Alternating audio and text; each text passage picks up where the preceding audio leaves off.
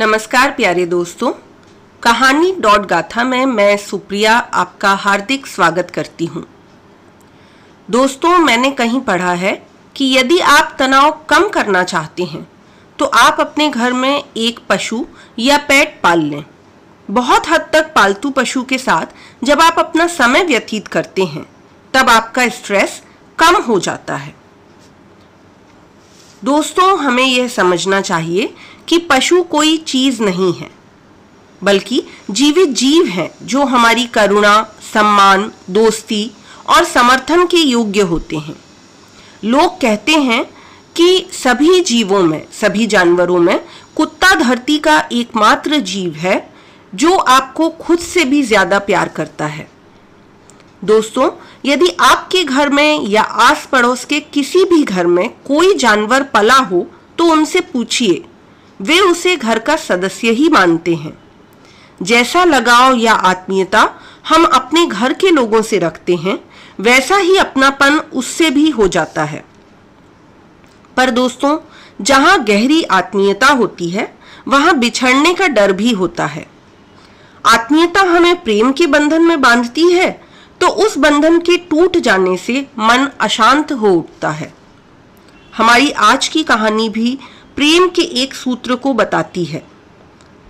आज की हमारी कहानी चैतन्य भट्ट जी के द्वारा लिखी गई है और कहानी का शीर्षक है बंधन मुक्त। तो आइए सुनते हैं कहानी बंधन मुक्त। उसकी आंखें पथरा गई थीं और मुंह अधफुला था। जैसे ही श्रीमती जी की नजर उस पर पड़ी, वह जोर से चिल्लाई, देखो देखो, ब्रूनो कोई हरकत नहीं कर रहा है। मैं दौड़ा दौड़ा आया, फर्श पर पड़े ब्रूनो को हिलने डुलने की भरपूर कोशिश करने लगा। उसके शरीर पर लगातार हाथ फेरा, लेकिन कोई जवाब नहीं आया। वो तो दुनिया छोड़ ही गया था। कभी सोचा भी नहीं था कि मात्र 2 दिन की बीमारी में 13 साल का लंबा साथ छोड़कर ब्रूनो कुछ ही लम्हों में हमसे यूं बिना बताए विदा ले लेगा। मेरी आंखों से आंसुओं की धारा बह निकली। श्रीमती जी और बेटी का भी हाल बेहाल था। और क्यों ना होता, ब्रूनो एक कुत्ता नहीं बल्कि घर का एक महत्वपूर्ण सदस्य जो था। 2-2 फीट उछलकर अपने प्यार जताने वाले ब्रूनो का शरीर आज निश्चेष्ट पड़ा था। उसका मृत शरीर सामने था और उसकी यादों की एक लंबी कहानी मेरे दिमाग में तैरने लगी थी। 13 साल पहले की ही तो बात है जब बेटे ने जिद की कि एक डॉगी पाल लिया जाए। मैं जानता था किसी भी जानवर को पाला तो जरूर जा सकता है, लेकिन जब उससे विदा लेने का वक्त आता है तब कितनी तकलीफ होती है। हमने बहुत मना किया, लेकिन बेटे के जिद के आगे हम सामने हार गए और बेटा ना जाने कहां से एक छोटा सा पिल्ला लेकर आ गया।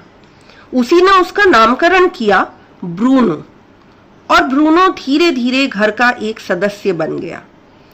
वक्त के साथ ब्रूनो एक गबरू शरीर का मालिक भी बन गया। उसके लंबे चौड़े शरीर पर तांबिया रंग के लंबे रेशमी बाल थे। गर्दन और पूंछ भी बालों से लबरेज थी।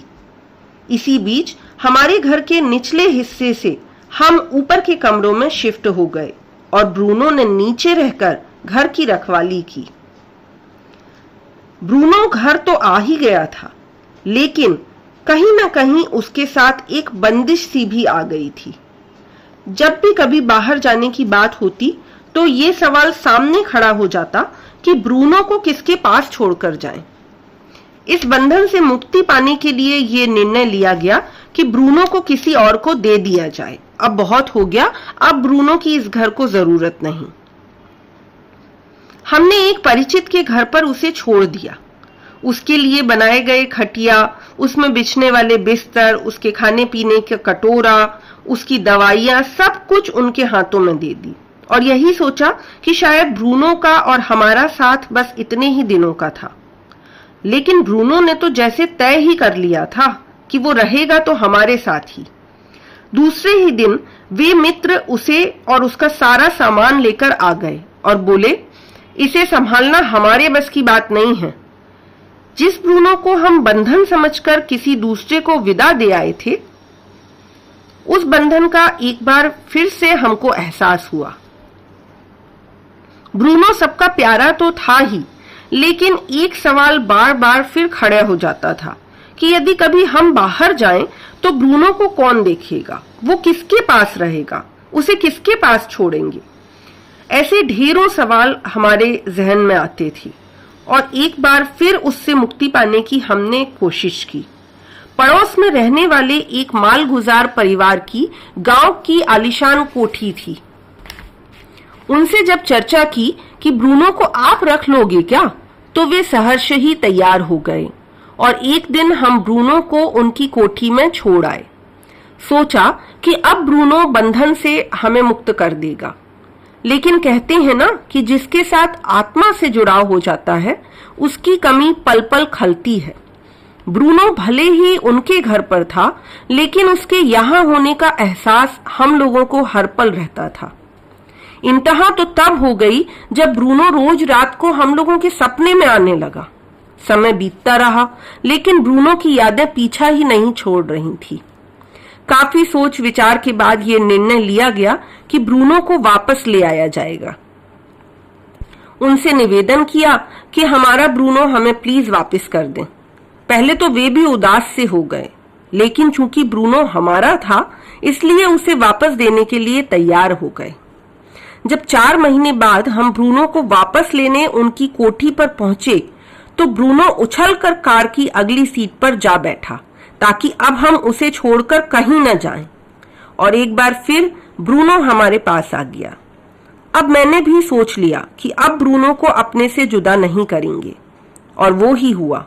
ब्रूनो हमारे घर का एक ऐसा सदस्य बन गया जिसके ना होने की कल्पना भी कभी दिमाग में नहीं आई। परंतु ये समस्या हमेशा कहीं न कहीं रहती ही थी कि ब्रूनो कब तक हमें इस बंधन में बांध कर रखेगा।